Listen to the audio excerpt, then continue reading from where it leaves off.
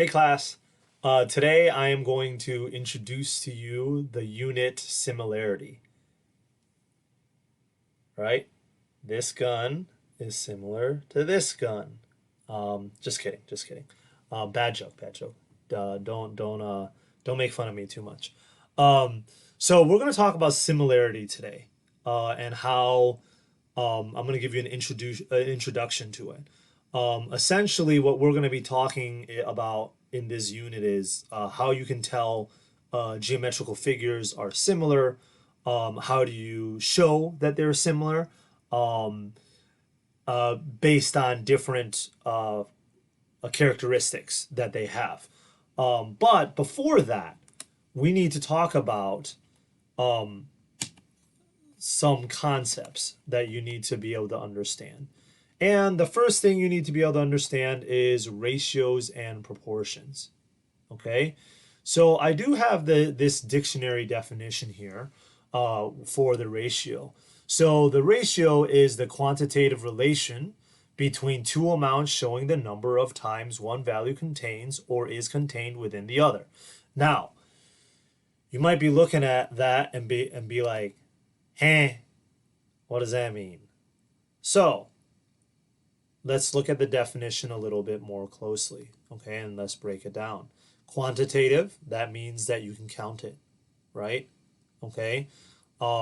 It's between two amounts, so you have two different amounts, showing the number of times one value contains or is contained within the other. So in other words, how many times does one of them fit into the other thing? Or as you can see, the definition right here, how big is something compared to another thing? Okay, that's in layman's terms. Okay, but you do want to understand this definition. Now, the definition for a proportion is pretty simple. It's just when two ratios are equal.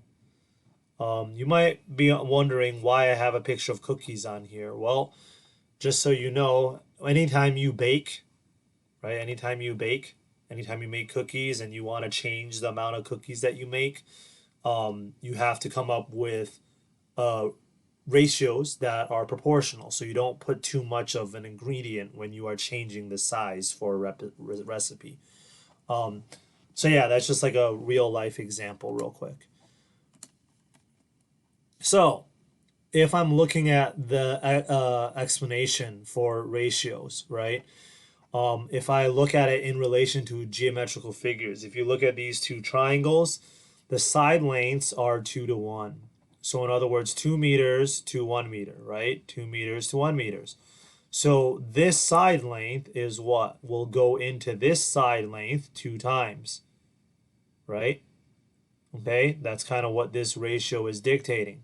Or in other words, this is 2, this is 1, right? So this is double the size of that. Okay?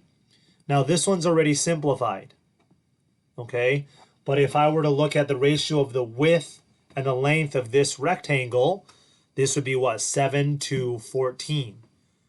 The ratio is 7 to 14, but I would need to simplify that because the width would go into this length twice, right? So that's how I get 1 over 2. In other words, I would divide both the top and the bottom by 7 in order to get the ratio of 1 over 2. Okay? Okay, so let's do a couple of example problems. So this first one right here, I have 60 meters to 6 meters, right? If I first write it as the ratio, the meters cancel, and then I have 32 over 3. How did I get 32 over 3? Well, what I found was that both 64 and 6 are divisible by 2, and that's actually their greatest common factor. Okay? And so when I divide both of them by 2, what I end up getting is 32 over 3. And since 3 doesn't go into 32 and 3 is prime, that is my ending ratio. Okay? Then I have 5 feet to 20 inches. Now this is a little bit more tricky because first I need to convert my inches into feet, or what I can do is I can convert my feet into inches, which is what I'm going to choose to do here. Okay. So if I want to convert my feet into inches, right, what I do is I have to know that there are 12 inches in 1 foot. And I multiply that by 5 feet over 20 inches. And what I end up with is 60 over 20, right? So in 5 feet, there are 60 inches. So now I have 60 inches over 20 inches. And when I do this, the greatest common factor is 20. So if I divide both the top and bottom by 20, 60 divided by 20 is 3. And 20 divided by 20 is 1. So my ratio is 3 to 1. Okay?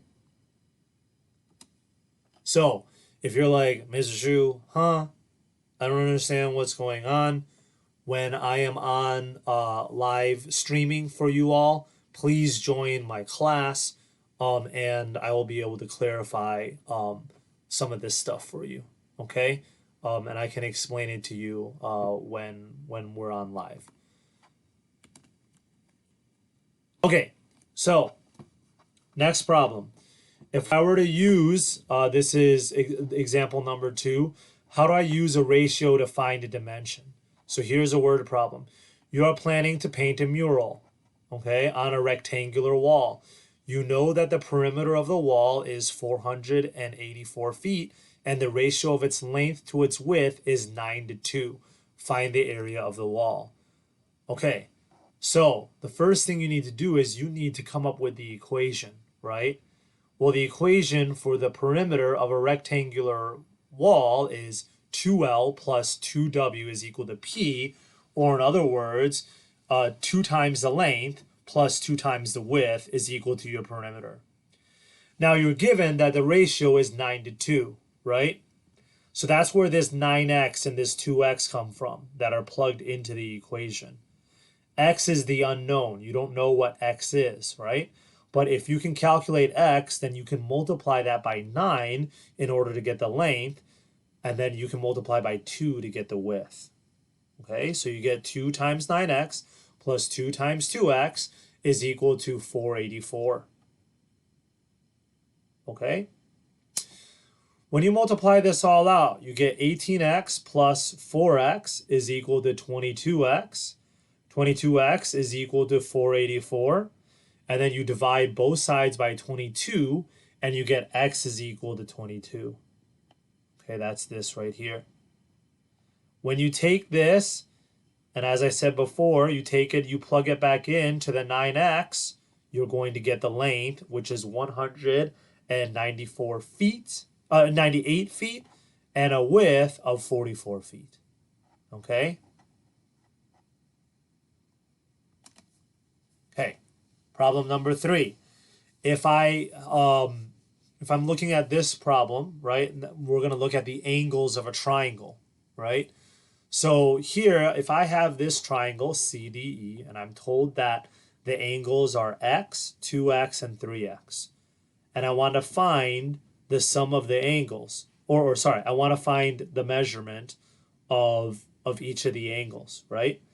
Well, I know that x plus 2x plus 3x must equal 180 because in any triangle, all 3 angles have to add up to 180. So I get 6x is equal to 180, which if I divide both sides by 6, I get x is equal to 30. Now, if I take this 30 and I plug it in, then I get the measure of angle C is 30, right? If I take it and I plug it into the 2x, 2 times 30 is equal to 60. That's this angle. And then if I take it and I plug it into the 3x, right? 30 times 3 is 90, and so I get a 30, 60, 90 triangle. Okay. Hopefully that lesson was helpful for you. And what I want you to do for homework is to complete the next problems on the following slide. I believe what I'm going to have you do is turn it in on Google Classroom, but look out for an email from me to make sure how I want it turned in. So I will post I will post these practice problems on Google Classroom. You can also, pause the video here and solve these problems. Once you solve them, I want a picture of it, and I want you to probably post it to Google Classroom. But wait to see hear from me through an email. Thanks, guys, for your time, and I miss all of you. Bye.